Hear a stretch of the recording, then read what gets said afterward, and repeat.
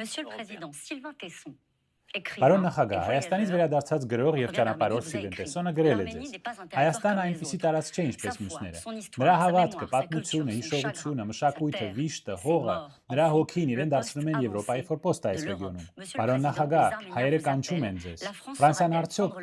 ռիսկի կգնա ներքաշել իր դաշնակիցներին եւ կանգնել Հայաստանի կողքը։ Այս նամակը շաբաթավերջում կհրապարակվի Ֆիգարո պատերազմականում։ Ինչ կպատասխանեք այս նամակին։ Նախ Սիլվեն Տեսոնը շատ ճիշտ է ասում։ Հայաստանը այն երկիրն է, որի հետ մենք ունենք յուրահատուկ կապեր։ Քանի որ Հայաստանը միշտ պայքարել է հանդուրժողականության եւ խաղաղության համար այս տարածաշրջանում, ինչպես նաեւ ունիվերսալության կամ հանրամության։ Իսկ մենք նրանց լքում ենք։ Ոչ, դա ամենևին այդպես չէ։ Դա ամենևին այդպես չէ։ Ես վերջերս մի ամբողջ գիշեր եմ անցկացրել զբաղվելով այս հարցերով։ Եվ կարող եմ ձեզ ասել, որ մենք նրանց չենք լքում։ Հայերը մի ժողովուրդ են, որի կողքին մենք եղել ենք 100 տարի առաջ, երբ մեր նավատորմի երկու նավերը փրկել են հայերին ցեղասպանության ժամանակ։ Եղել է հայերի ցեղասպանություն եւ մենք ճանաչել ենք այդ ցեղասպանությունը եւ պայքարել ենք ժխտողների դեմ։ Ցեղասպանության հետևանքով շատ հայեր ընտանիքներ եկել են Ֆրանսիա եւ այսօր մեր հայրենակիցներից շատերը ունեն հայկական արմատներ եւ նրանք նայում են մեզ եւ աջակցում են մեզ։ Հիմա Հայաստանը գտնվում է յուրահատուկ իրավիճակում։ 2 տարի առաջ տեղի ունեցավ Լեռնային Ղարաբաղի շուրջ մի պատերազմ, ինչպես տեսնում եք, դա մի տարածք է, որը ժամանակ չէր ճանաչվել միջազգային հանրության կողմից։ Այս հարցում տարաձայնություններ կային։ Լեռնային Ղարաբաղը մի տարածք է Ադրբեջանի սրտում։ Ադրբեջանը սարսափելի պատերազմ սկսեց բազմաթիվ զոհերով, սարսափելի տեսարաններով եւ գրավեց այդ տարածքը սեպտեմբեր ամսին։ Եվ սահմանի ամբողջ երկայնքով ձեռնարկեց մի քանի հարձակում։ Սա ակնհայտ երևում է այս քարտեզի վրա։ Ենթադրաբար, որպեսզի կարողանա միջանցք կառուցել իր տարածքի մի ծայրից մյուսը։ Իսկ մենք ինչ կարող ենք անել։ Նախ մենք հստակ դատապարտեցինք դա, ես դա արեցի անմիջապես, զանգահարեցի նախագահ Ալիևին եւ երկու երկրի ղեկավարներին հրավիրեցի Փարիզ։ Ֆրանսիան միջնորդ տերություններից մեկն է։ Դրանից հետո ես երկու երկրի ղեկավարներին հրավիրեցի Պրահա, Եվրոպական քաղաքական հանրության շրջանակներում, ինչը ասեմ փակագծերում նորագույն պատմության մեջ առաջին անգամ էր, երբ Հայաստանի ղեկավարը հանդիպեց Թուրքիայի նախագահի հետ։ Մի քանի ժամվա ընթացքում Եվրոպական խորհրդի նախագահի հետ մենք հանդիպեցինք երկու երկրների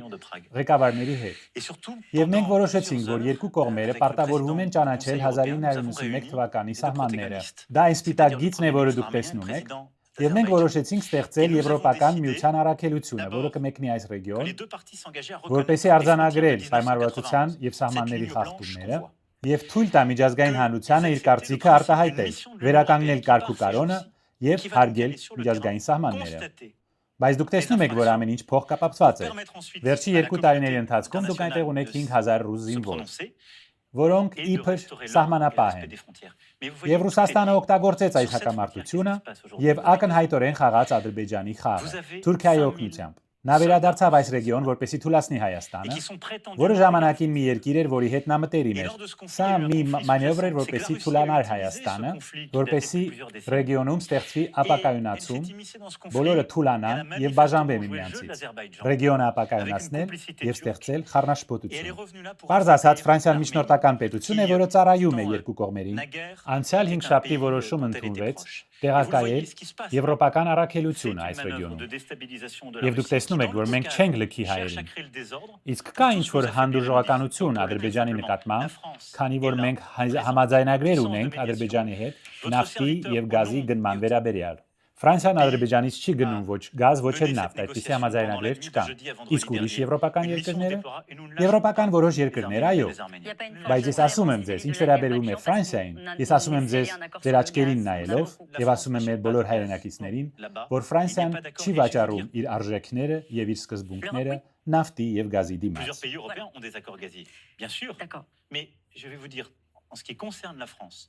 Et en ce qui concerne la voix de l'Europe. Mais moi, je vous le dis des yeux dans les yeux, je le dis pour tous nos compatriotes. Nos valeurs, nos principes ne s'achètent pas ni à coup de gaz, ni à coup de pétrole. Un mot sur l'Iran, naturellement.